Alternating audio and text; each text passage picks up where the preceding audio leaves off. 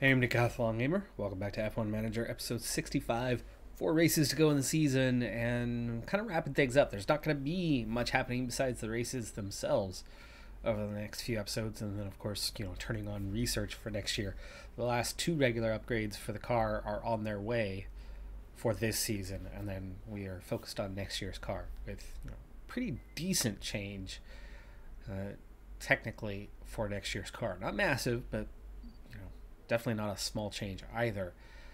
One thing I have picked up on, though, as we approach this next one, is in the board.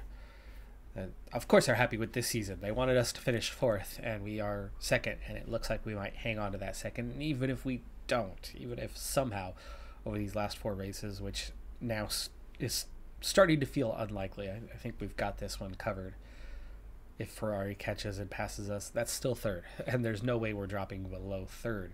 So okay, season objective is a no-brainer, but our long-term objective, which just was set at the beginning of this year after finishing the previous objective early, well, it's a one and done. Score podiums in 25% of the season's races, which means 6.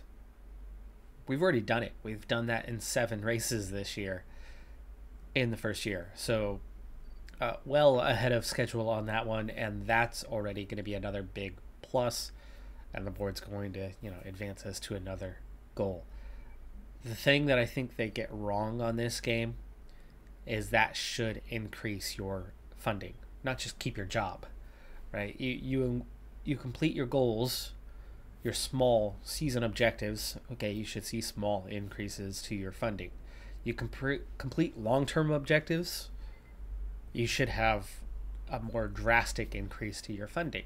And eventually a small team can become similar in financial backing to the other teams. But a lot of that comes down to another category, which is the team rating, which will go up for sure this year because, based on those recent results, the 2020 10th place, and that small evaluation that we got out of that one, and the 8th and 9th of the previous couple of years, 9th in the year that we took over, 4th a year ago, 2nd this year. So if we had 302 points from last year, it's going to be quite a bit more for finishing 2nd this year. Let's say that's 400.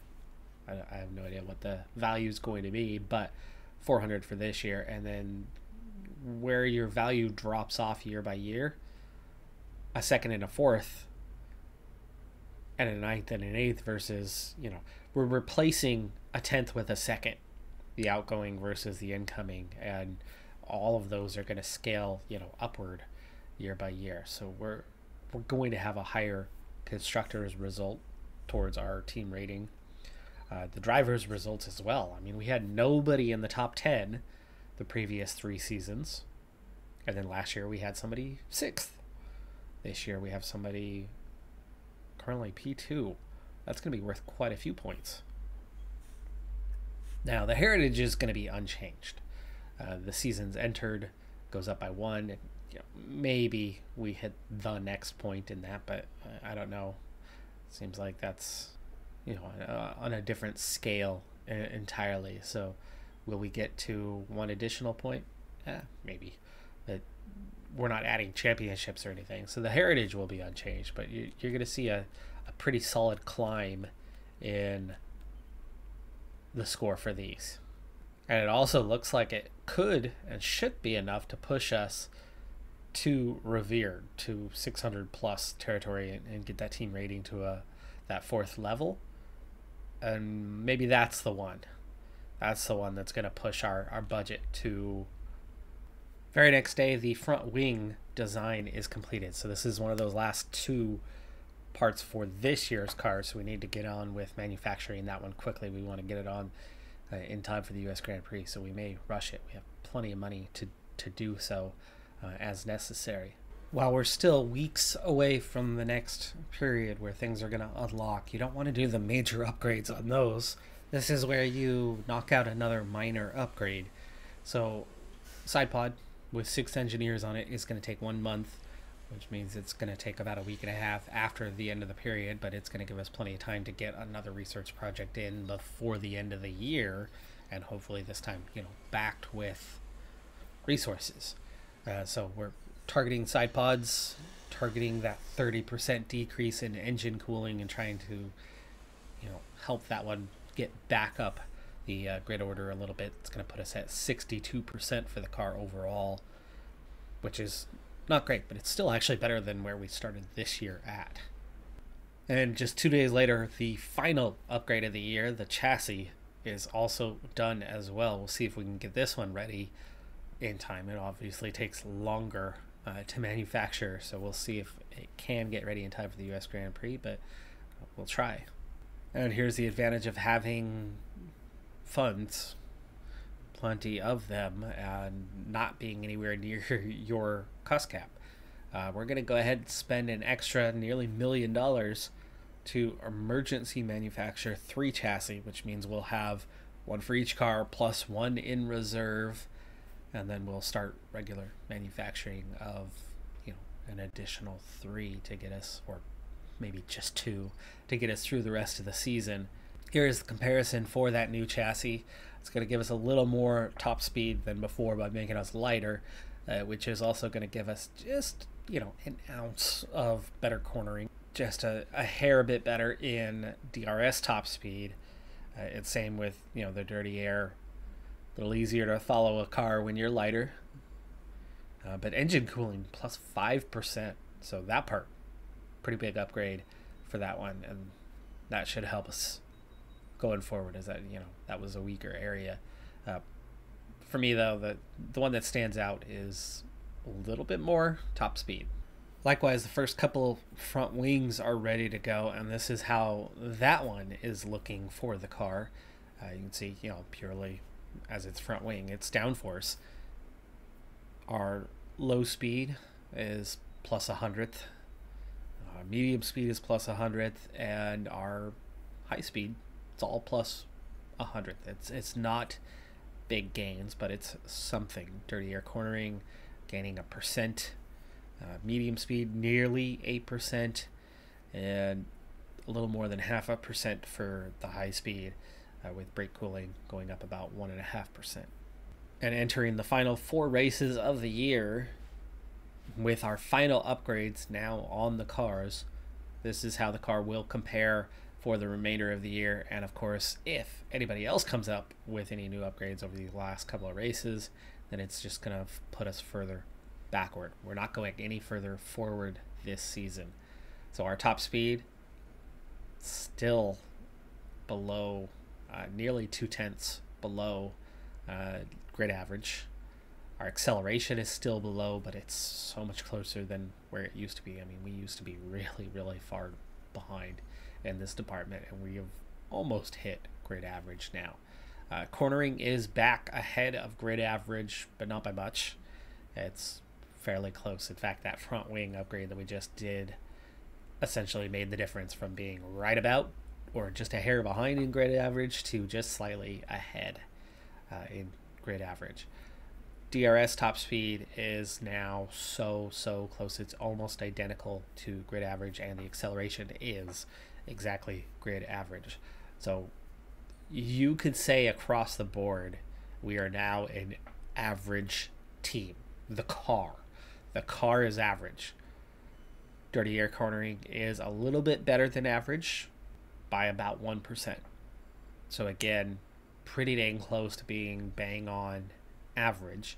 And where we still lag behind in the brake and engine cooling, not like before. I mean, we were dead last in those 2 areas for a long time, and we're close to grid average. And that was one of those big things that we did do this year, was we managed to drag we took the drag out of the car, essentially. The top speed, the acceleration, and then the brake and engine cooling. The areas that were really lagging behind have caught up. The area that was ahead, everybody else caught up to us, but at least we are coming out of the season average. And then hopefully with our research focuses entering next season, we can push ourselves back up the grid, but then still be average in these other areas. and then try to make those gains over the course of the year while maintaining, that'll be the difference next year, maintaining front of the grid cornering. That's what we're going to try to do. Now, that's compared to everybody. Let's start with comparing to our closest competitor, which is Ferrari. Ferrari is faster, but not crazy ahead of us when it comes to pace. Not like they used to be. I mean, we used to be well behind. Our engine cooling is better than theirs now, surprisingly. We are dirty air cornering is just slightly us ahead, and same with regular cornering. I mean, we are just ahead of Ferrari. It's Ferrari, and we're ahead of them. So that's fantastic. Now, Red Bull is probably the fastest car out there, and they have a significant advantage in top speed. The acceleration is not significant, but it's a definite advantage. No wonder we're having a hard time keeping up with them. Cornering, medium speed corners in particular, little ways back, but not crazy. And high speed, a ways back. You could see why we do struggle to keep up with Red Bull. How they tend to gain on us at a fairly rapid rate. They're at 81% on brake cooling. McLaren is a team that's been performing a lot better of late, and our cars are quite similar, actually. Where we're ahead, we're barely ahead. Where they're ahead, they're barely ahead. Mercedes, a team that has struggled this year, you can see why. Like McLaren, we are actually quite similar. And you can see, arguably, we are slightly ahead of the Mercedes. Alpine's a surprising one based on their struggles because their car actually is fairly decent. One thing that's standing out to me, though, is outside of Red Bull definitely having an advantage in being the quickest team, you're looking at a grid of the second through like fifth place cars. Sixth place cars are quite similar, quite close, without any serious advantages. No wonder the grid order kind of changes race by race on a regular basis, and one teammate's well up the grid and one teammate's well behind because things are close. No wonder we're getting a lot of long trains of cars, and who's at the front is regularly changing hands, and most everybody's able to keep up fairly easily with that. You can see here that Haas, they've got a little bit of a pace advantage in a straight line, but they do not corner well. But they're not that far behind. They're a lot closer than where we were when we started, that's for sure. Biggest thing that stands out to me for the AlphaTauri is that A, they have good straight line speed, but B, they are not balanced. Most of the teams are pretty well balanced. AlphaTauri is not. They're really good at high speed cornering and medium speed cornering. They're pretty bad at low speed cornering. At least they have a fairly sizable gap. And that suggests that the AlphaTauri is one that is track specific. Certain tracks, they're good. Certain tracks, not so much. Same for the Alfa Romeo. Straight line speed is good. So on the right track, they've got pace. Their cornering is below average, not terribly far below average. But if you have a go-kart track like Hungary, they're going to struggle. If you have Mexico and long straights, they're going to do well. And finally, the Aston Martin, which has done much better this season. And if you remember, this was the team that we were compared with the entire first season and into the second season until we finally found ourselves competing with others and leaving them behind. They made up some ground this year, but they're still the weakest team. Last season's U.S. Grand Prix saw Pourchaire with a big lockup and crash, or was it somebody hitting him from behind? I don't remember which version it was. I do remember a big lockup. I think Stroll was involved and Stroll didn't finish. I think Stroll might have been the one that hit us, but I knew there was a couple crashes kind of within 2 laps of each other or something. It did bring out a virtual safety car or maybe a full safety car. But Albon only managed to finish 8th a year ago, so this was definitely a weaker race for us. Now, we were only 10 seconds behind race winner George Russell, but that doesn't mean we were close. I think we had, that safety car fairly late on. Like I said, I do think that might have actually involved Pourchaire. Rain on Friday, but dry Saturday, Sunday, and warming up on Sunday, so definitely a different condition than what you're getting it on the previous days. But unlike real life, where those variable conditions day by day makes car setup challenging, not here. There's just one right setup, regardless of weather. By the way, I would love to see the next edition of F1 Manager have that variable setup based on weather conditions. And, there's not one right setup to lock down. There's a setup to lock down for Sunday and for different conditions. And if the race has variable conditions, then if you're more set up for one than the other, you're going to perform better in the dry, or you're going to perform better in the wet, or you're going to perform better when it's hot or cold. And then you would see that out on track. So if Alfa Romeo sets up for the wet and it's only wet the last 20 laps, but the first 50 laps are in the dry, and you're set up for the dry and you're way ahead when those 20 laps come, well, they're going to start gaining ground when that wet weather hits. They're going to run faster in the wet than they did in the dry, but they were so far behind and it was 50 laps. But let's say it's the other way around.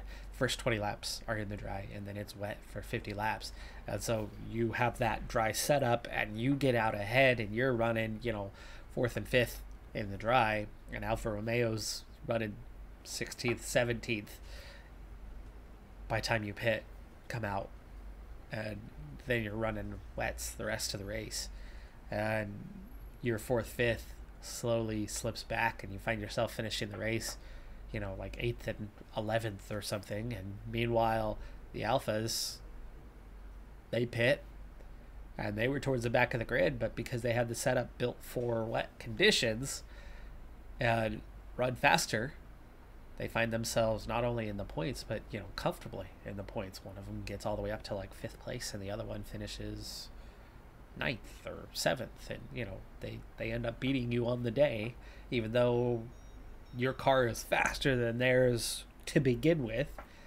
and was certainly faster than theirs at the beginning of the race. I'd love to see that. That is a realism that they could really use for the next edition. Not the easiest thing to add and code in, but it would certainly be a doable thing to add and code in, especially for a team their size. Welcome to the United States Grand Prix. We're in Austin, but there are no wild cowboys on the track this weekend, just some serious horsepower. It's sure to be a race to remember. The Circuit of the Americas has it all. Twists and turns, steep climbs, fast corners, and a power-hungry Sector 2. Quite a headache to balance, even if teams will be looking at maximising downforce overall. This is it. We're down to the last few races of the season, and it's time for that final push. Who will be crowned champion at the end of it all? We'll find out soon enough. There's nothing like a race weekend in Formula One. Since we're at US Grand Prix, and before we get into things, I wanted to point out that Ricciardo, right?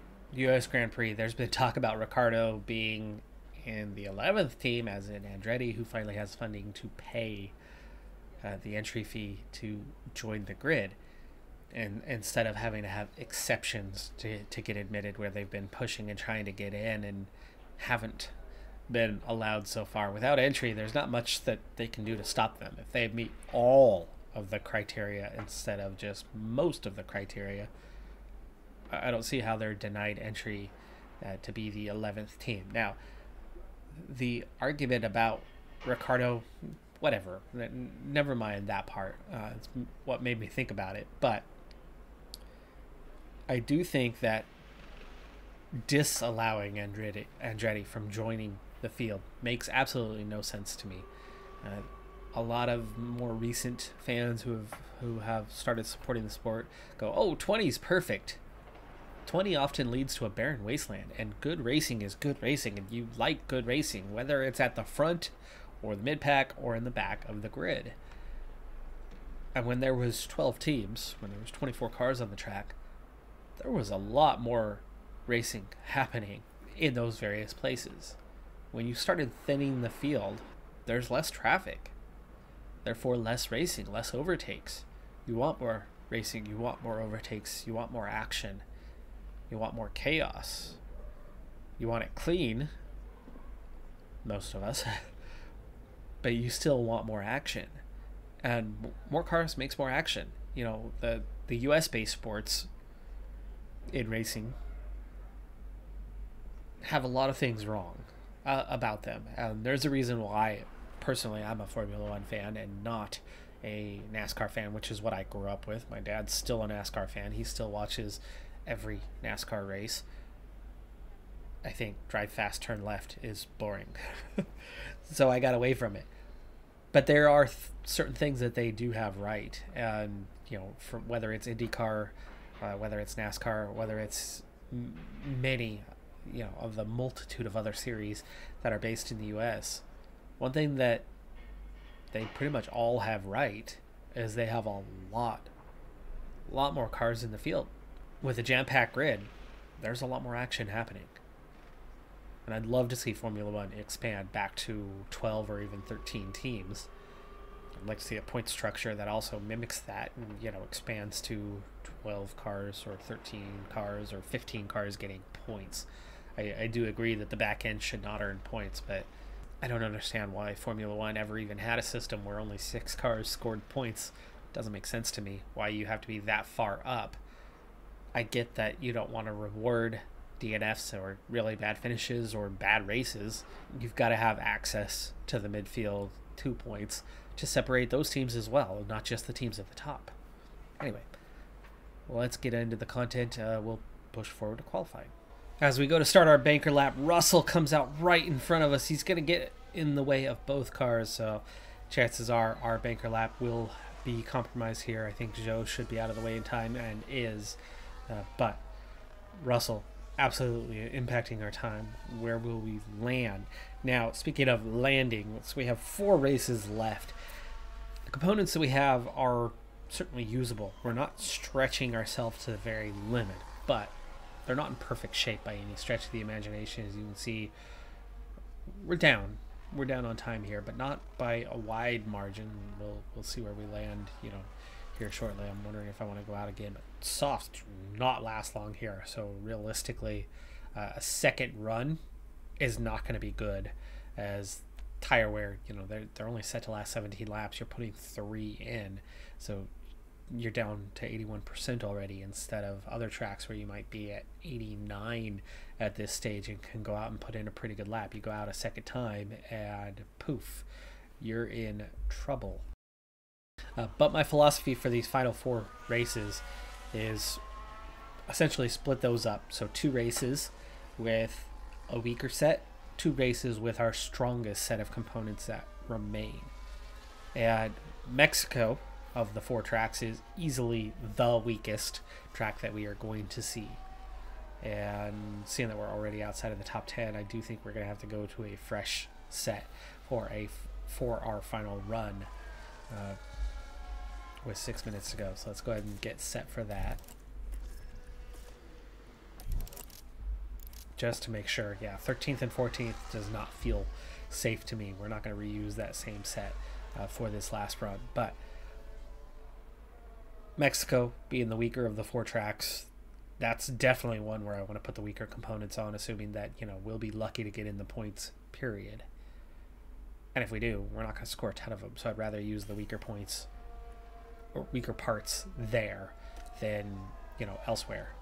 But for which of the 3 to set up the other weakest, well, ultimately that's going to come down as we're very much towards the tail end, as we just could not find a gap until the end. Schumacher the only car behind us, but I mean, that's good. That means we should get the best run here, and definitely think if we're just outside of the top 15 and we have a clean run and we're at the tail end, you would hope that we've got enough to get out of Q1 at least. But I decided that of those 3 remaining tracks, between COTA and then Brazil and Abu Dhabi, this has got to be the weaker of the 3 for us. So here is where I have picked. So we're going to do the 2 weaker sets for this race and for Mexico, and then the last 2 races with the best components that remain. And so that is the setup. Now, we're already down to P14, P15 here on the tail end of the lap, but Magnus and Sonoda are at least behind us. You would figure the Aston Martins will stay behind us, but we're going to have to beat Schumacher or Guan Yu Zhou to get both of the cars out of the session. Stroll finishes his lap still behind. Gasly still behind. So it's just us and Schumacher. Schumacher's last. Pourchaire, he's clear. He's going through. Albon beats Guan Yu Zhou, so he'll get through as well. But it's awfully tight towards the looking like we're going to be out in Q2. Schumacher, only 19th for him. And with only one fresh set, Perez, oh, just in front of us, of course. Wow. Okay, second session in a row. Ocon's also going to get in our way here, it looks like. No, he's just ahead of us. But Perez clearly affecting Albon. Albon more than a quarter second down. Not the worst times you're going to see, but well behind Verstappen. Behind Vettel.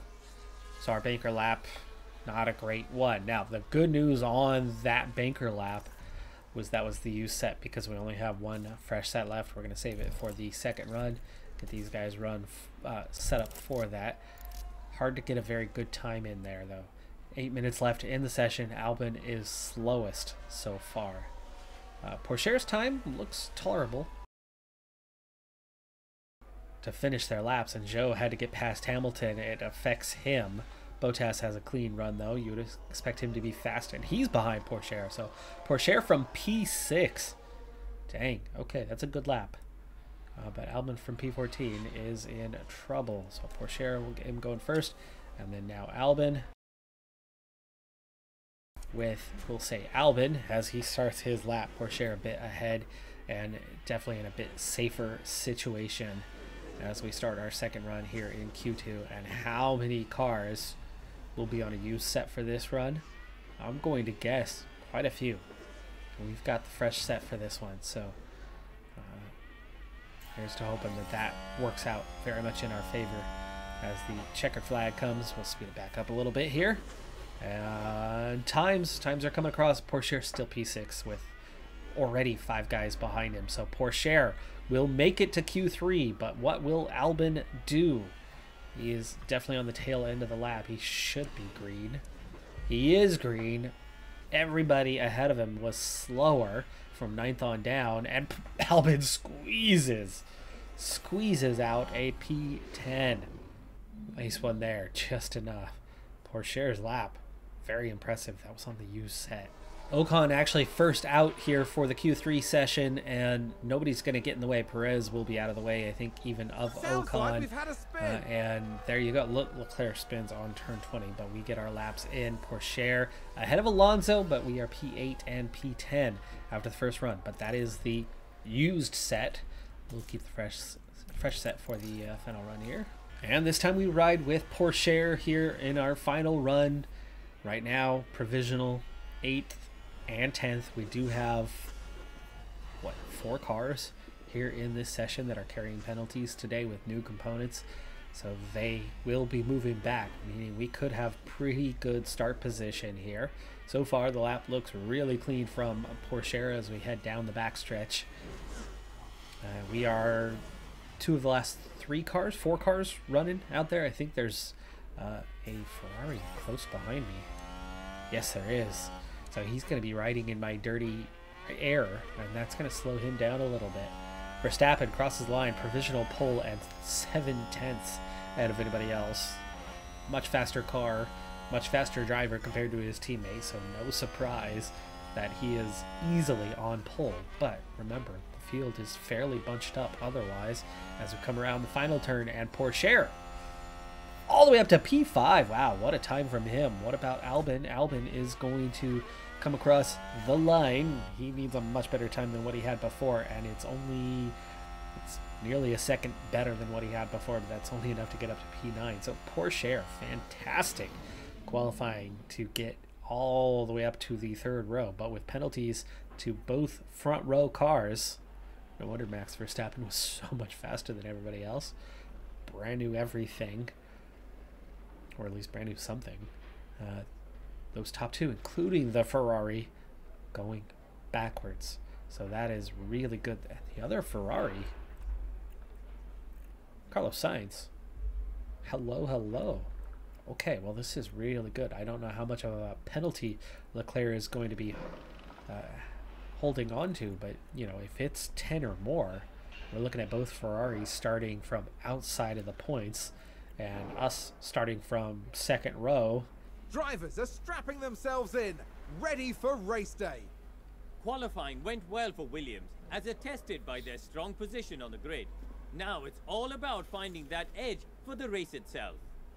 It was a pleasure to watch Red Bull's excellent performance during qualifying.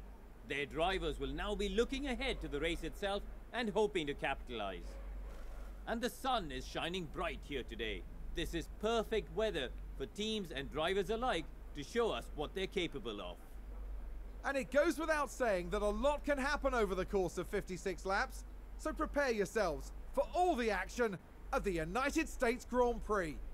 Starting from 3rd and 6th, this is fantastic position, much better than expected. I think we absolutely could and should compete for points, but remember, we're not going to be terribly quick here. We don't have the best components on the car, but it looks like, you know, those new upgrades, that chassis, that front wing, are doing just enough to kind of bump us back into a bit more of a competitive state here heading into these final 4 races. Let's hope that does ring true today. It would be awesome if we could actually come away with a podium. I don't remember every recent race perfectly, but I think it might have been a little while since we've had a podium. You know, we've had some wins this year, but not a tremendous amount, and our first half of the season performance has definitely not been replicated in the second half. Only been out of the points once all season, but or twice, something like that, but it's been a struggle to be in the points of late, and this feels like it's going to be a little easier today. But again, there are some fast cars behind with penalties that are going to be trying to move up. But this is a really good starting grid position for us and our close competitors, the Ferraris. They're going to be behind us. It's bright and sunny as the drivers line up on the grid. Here's Williams. Starting in 3rd place, they're in a really good position for this race. And then we've got Alex Albon. They might not be in the top 3 spots, but things could change fast once the race gets underway. Will their hard work pay off today? Sit tight and get ready. It's the United States Grand Prix. And it's lights out, and away wow, we've we got go. Alpine 1-2 at the front of the grid here. Really goes to show just how far they have come, as we are able to get up beside the second Alpine of Ricciardo and get past him up into P2 with Porsche.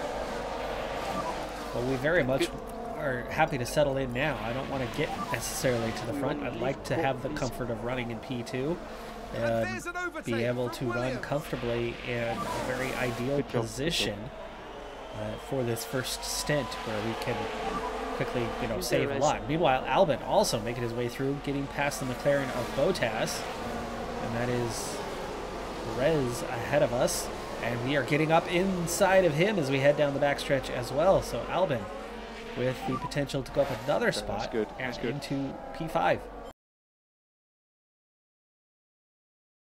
I wonder he's battling Ocon and trying to take the race lead here. I don't necessarily want to be in the lead as we don't have the best of pace. I'd like to have somebody with better pace leading the way around where we can sit comfortably. Yellow flag, sector 3. Somebody makes a mistake, and somebody makes a mistake. Told you I didn't want us to be... Magnussen runs wide on turn 16, but we have a big incident there, and Porsche picks up a penalty. So that's not a good thing, and that's already... It's the collision! Let's take Let's a see it from closer a different look. angle, because Now from have a that watch angle of you this. didn't see much. Looks I think like we Ocon. maybe just ran wide and then hit Ocon. It's just weird no! what happened And there as they there's the come crash. together. There doesn't seem to Mark my really words, be there'll be questions any asked about notable that later. mistake from that. They just came together. And the team had such high hopes today. What a shame. Pourchaire picks up the blame for it. 5 seconds, goes back. At least Albin's in third place, but that is a devastating start for Pourchaire. And again, you know, the replay didn't show anything more than what I saw live. We had the apex, and the two just seemed to come together. Pourchaire's not even carrying any damage, so he's going to be able to continue on. He is at 83%, so he did lose 10% tire wear. Maybe a lockup. I didn't see visually, there was no sign of a lockup, but at least we're not carrying any damage. We are carrying a 5-second time penalty. We are down to P10, and we are down 10% on the tire wear as Ocon into the pits. He was behind us after that crash, though. And Sainz is 1.6 behind. So as DRS becomes active, we got a 10-car train. And at least we're on the tail end of that. You can hopefully see these guys fall further off.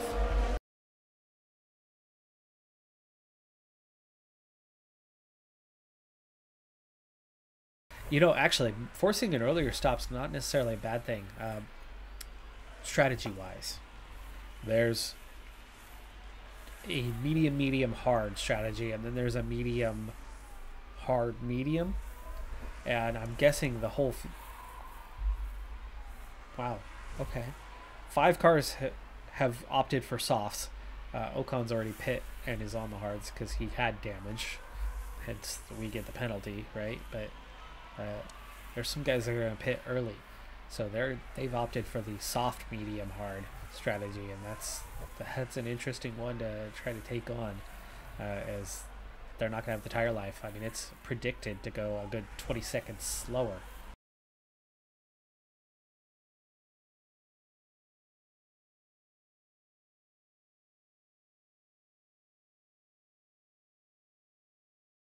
But pace-wise, I guess we're fine here. Vettel's now 2.5 seconds back, so we are starting to open a gap. If we can get more than 5 seconds ahead of those guys, we'll at least be still ahead of them afterward. And also, Schumacher is now 3.5 seconds back, so 15th on down. Perez. What is Perez doing way back there? Perez wasn't involved in the crash. He hasn't pit. He must have made a mistake. Because he's gone backwards as well, and then of course Ocon has pit because of the damage, thanks to us, or thanks to him. I mean, honestly, I didn't see anything wrong. Verstappen has overtaken Albon. He's down to P4. But Norris is going to pit soon. Bottas, Hamilton, Gasly, they still have a little while left. But you figure Norris is not going to last much longer, and he's going to start to lose some pace.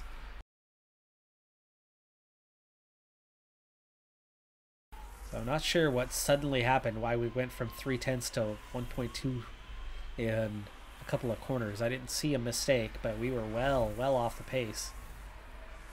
Norris into the pits. No surprise based on his tire wear. 1.6. Way off the pace here. Way. I mean, we lost a full second over the course of that lap. And lost DRS. Even though we tried to push through there. Still no sign of damage, so I'm not sure. It's got to be tire wear. Everybody else is falling off a certain pace, and he's fallen off that certain pace sooner than everybody else. So he is going to go backwards here. 2.5 seconds back now. And we've lost another full second in half a lap.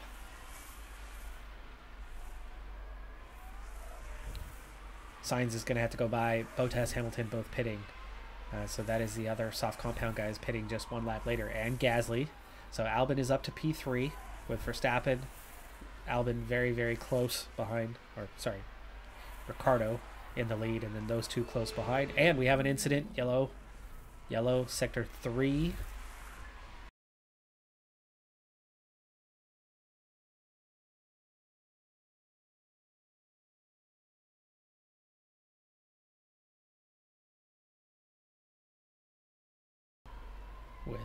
with no apparent damage.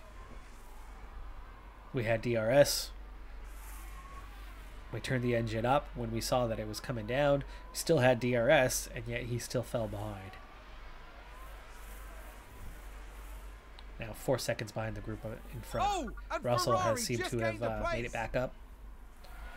And Albon continues to run comfortably in P3 here on lap 12. Just a 56-lap race here and a 2-stopper.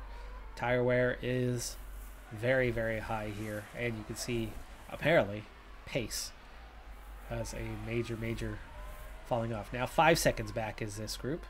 And a 5-second penalty there's to an serve. overtake But from Schumacher Williams. is 10 seconds behind. So where we're going to come out at, I assume, following the pits, we will be P10. But there's guys that have already pit and are on their second stints already down into the 80s on tire wear. So we are going to have to kind of settle into those 5. I would assume 3 of them would be ahead of us. Yeah, there's a sizable gap there. So realistically, I think Porsche is going to be coming back out in somewhere around P13.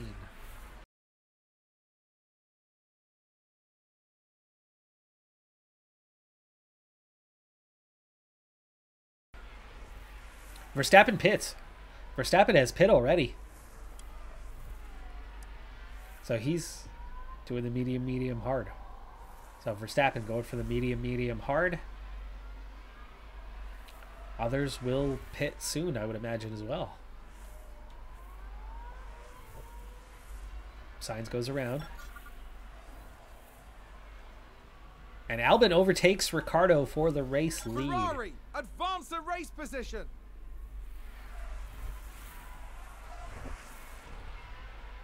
Two more cars dive into the pits, Leclerc and Vettel. And 4 more dive into the pits as well.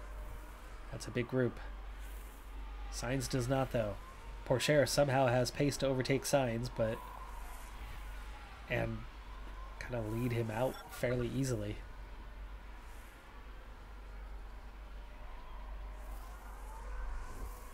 Now runs P4. Ricciardo back around Albon.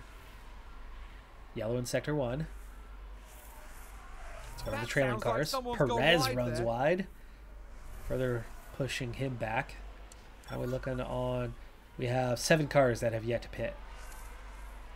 Ricciardo dives in now. Porsche is going to have to pit this next lap. He's at 32%. And it's just the 1 lap early, so only messing up our strategy by a single lap.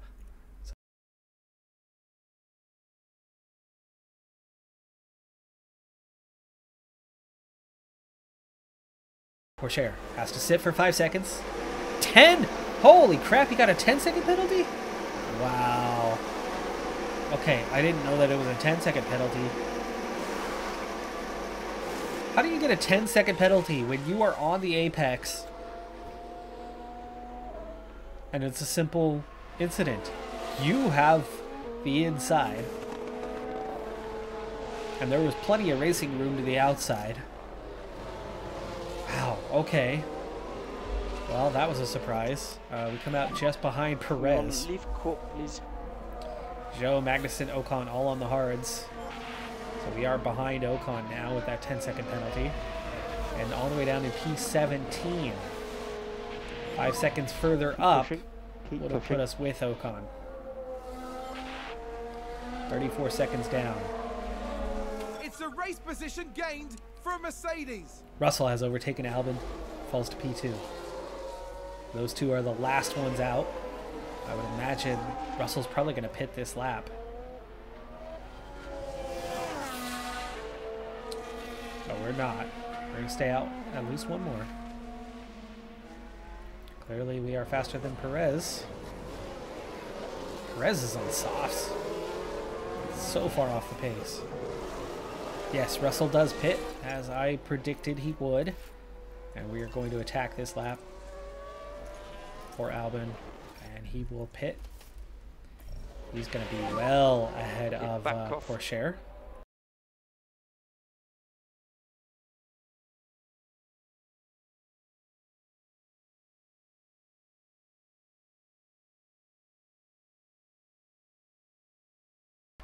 Russell, Albon, first ones on the hards. Sainz, Vettel, Gasly, Alonso on the mediums, and all fairly used already at the 80%. You already got guys, Norris, Bottas, Hamilton, all falling below 60% already, meaning the pace advantage they had, which they're 4.5 seconds up the road from us, is going to start falling off pretty quick, and we are going to be pulling those guys back. Even though we're on the hards, we will be pulling those guys back, you would think.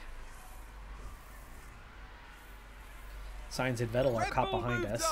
Let's hope they stay behind. Perez has overtaken Pourchaire, but again, that's hard compound versus medium compound. Ocon's already down to 56%.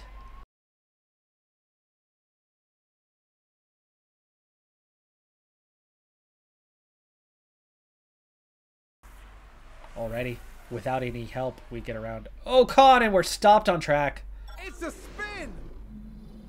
We are stopped on track. Wow, Guan Yu Zhou. He's got his nose at the edge of the track. We easily could have gone by there, and we sit and wait for him to get rolling again and lose. What? He was 5 seconds behind those guys. We lose 8 seconds. We lose 8 seconds, and it bunches up the back end of the field here. We go around Guan Yu Zhou, but we lost 8 seconds. So Pourchaire's race compromised again. Him coming back forward is now going to probably, getting back into the points at least, is going to rely on, probably going to rely on safety car.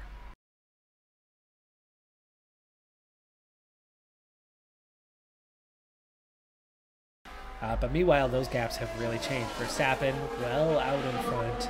Leclerc 7.5 back. Ricciardo nearly 7 back. Bottas has lost DRS. And then, yeah, we're slowly closing up. So, about 5 seconds behind Ricciardo, who we were battling with a while ago, but he hits 5 laps earlier than us and, you know, pulls out a big gap.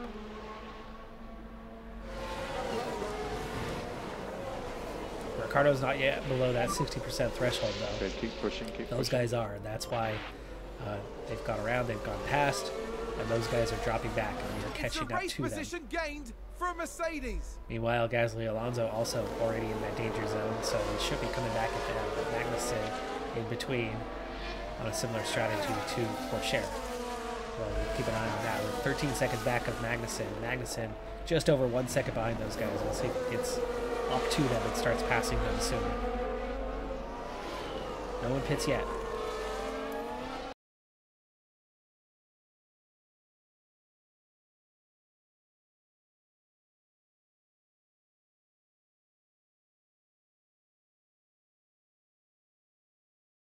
Turn the fuel up as well. Oh, and then Russell pushes up beside us as we go to enter the braking zone because our pace was off. So that compromises, and again Russell compromising our attempt to overtake Bottas. Russell's taking advantage of the fact that our pace is off, but we can't get up beside Bottas when we're defending against Russell. Not in a good position right now at all. We need to get past these two quickly.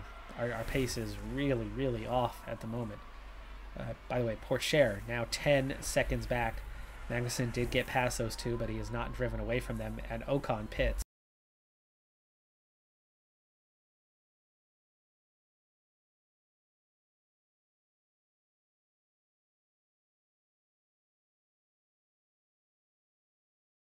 And just pit. Pourchaire is back up to P13 right now. It's a race position gained from and Verstappen pits. His final stop. He's going to be on the hards the rest of the way. Sector 2, yellow. Ricciardo also into the pits. Pourchaire! No, what is going on?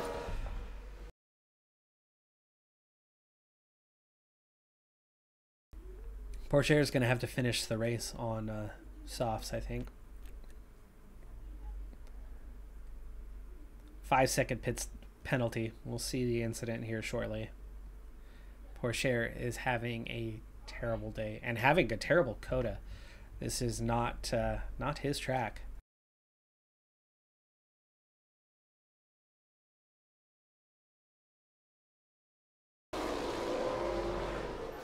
And he's going to have an extra pit stop to make now as a result of this. And doesn't even have any fresh tires left to put on.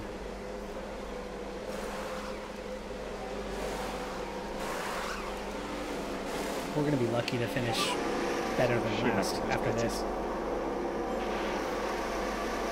And with the change, that's another 9.5 seconds. So that's a 15-second stop, 14.5-second stop.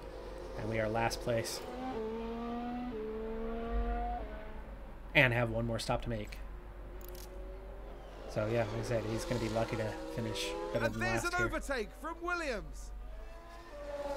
Albon overtakes Russell again as these two continue to battle each other, and Leclerc into the pits. Verstappen's still ahead of us. And he's done with his stops, so...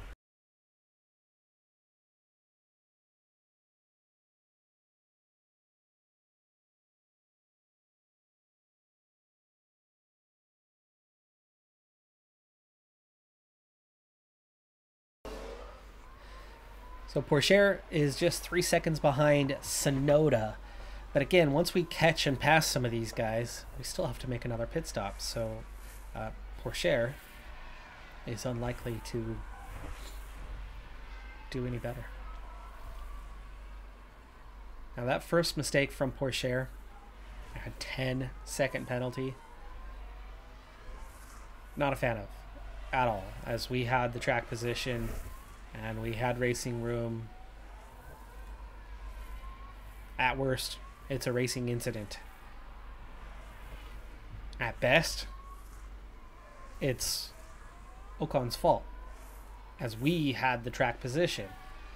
We didn't turn in on him, and he had plenty of room to the outside.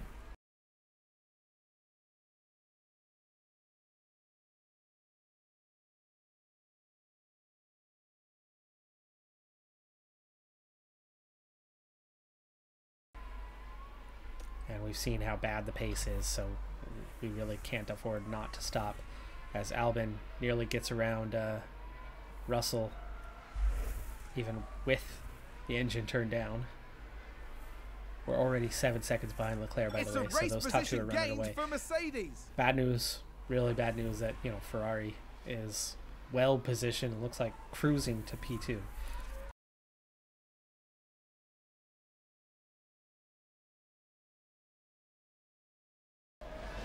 Terrible exit. But the grip is helping us out now. But do we have room? 3 wide. Stroll goes on through. Pourchaire tries to go through as well. That's Schumacher. And we're going to get around Schumacher. Can we get up beside Stroll? Not quite yet.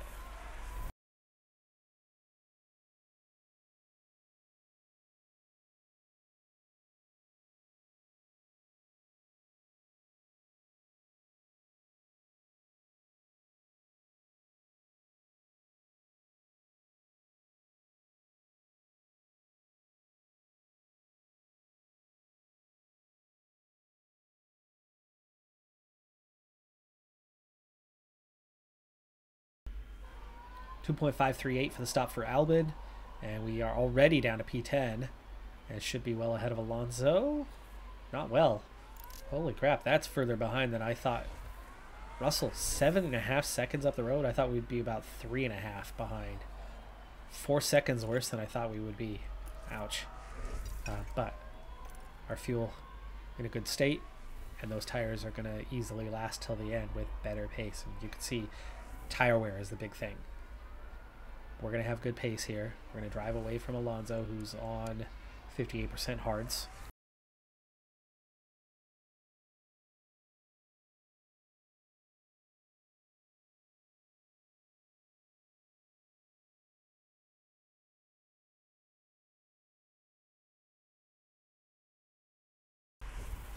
But also turn this down. He's still got 0.7 to go. Albon, meanwhile, only 0.2, so he's got that part covered.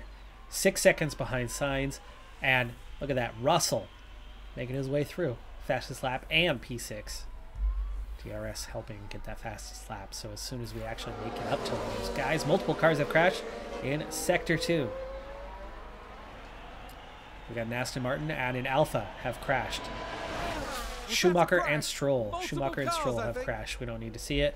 We'll just continue on, but that's going to give us a real chance of finishing outside of last with Pourchaire, which is his goal. Did I already tell him to pit? I did tell him to pit, right? Yes.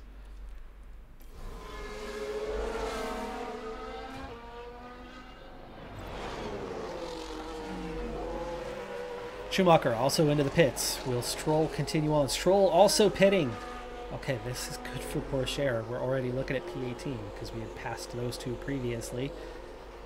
Can we catch Tsunoda? Tsunoda is the only option that we have in those regards. 2.564 for his stop. He's going to have a big old deficit. Schumacher has pitted. Schumacher would be a threat if he were in a Ferrari. That would be a competitor, but not really counting as one. Only 81% and 0.5 now on the fuel. I think we're going to have to drive probably light to make these last. It's not showing me what that is, but it's showing me this. Only 7 laps. Should be able to make 7 laps work, but you're starting at 80%. 16 seconds behind Tsunoda. I don't think we're going to gain that kind of time in 7 laps. Albon now 5 seconds behind Sainz.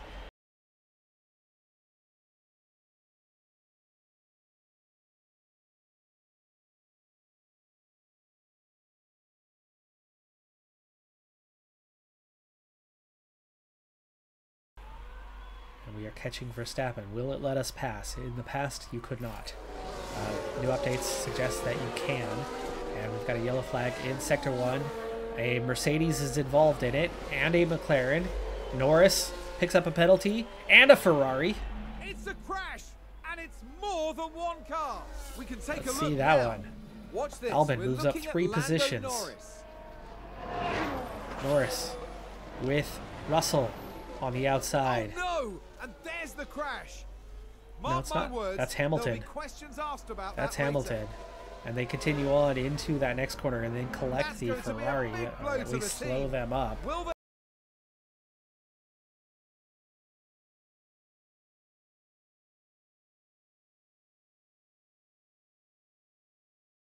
Use DRS. 2.5 ahead of Hamilton. Yet Hamilton closed us down during that stretch. How? I don't know. Sainz, Norris. Go aggressive, try to get away. Also deploy. Let's make sure we do not have a battle with Hamilton. Can push through all corners. Got it. Yeah. Deploy. Okay. Okay, Hamilton 1.6 behind, so we've taken care of that. We are 4 seconds. So we lost ground on Bottas. Now just 2.5 behind, though.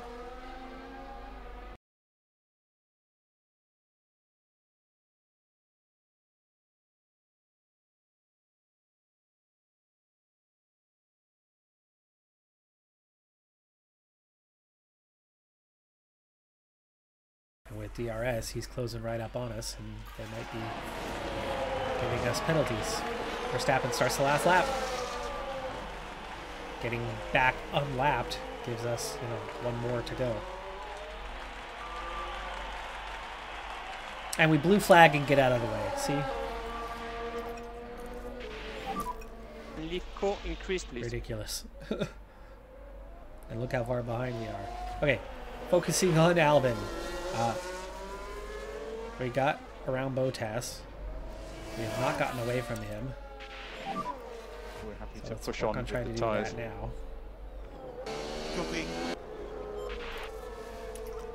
Just over a second. There's the detection zone. 1.053. He should not have DRS here, but he gets it anyway.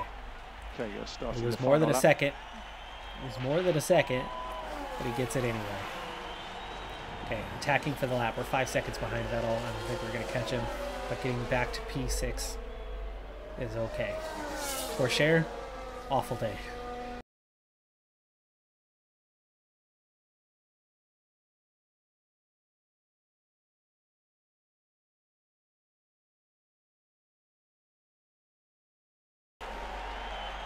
And has caught Tsunoda, by the way.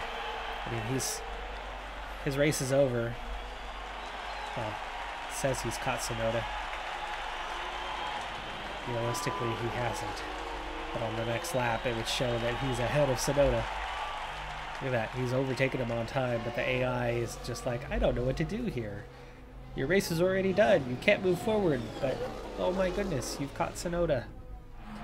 One more lap. Which, one more lap, right? The blue flag thing. What a pleasure it was to watch We didn't Alex get blue Albon flag on the track. after And passing an amazing Verstappen. result. Well, with 8 points, 90 behind Verstappen, it's over. The championship has been won. Max Verstappen claims it here at COTA with 3 races to go. Albon, 44 points ahead of Perez. The race for second is not over, but it's looking pretty good, especially after Perez did not score today. Sainz did not score today. Leclerc overtakes Pourchaire for 5th in the standings. That's one of those worrying things about next year, right? Those 60 points between us and Albon, those mistakes.